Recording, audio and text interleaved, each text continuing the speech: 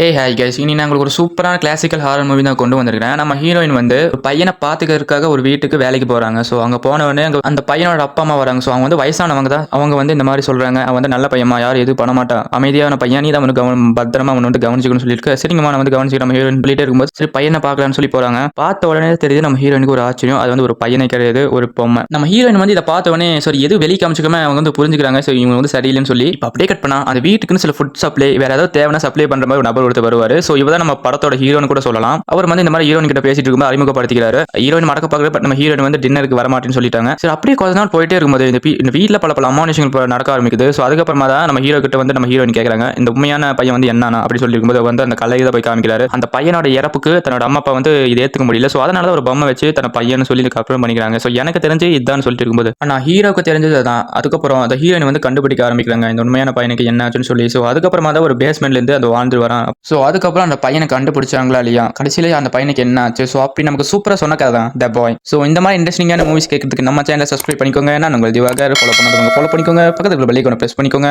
மீண்டும் நாளை சந்திக்கலாம்.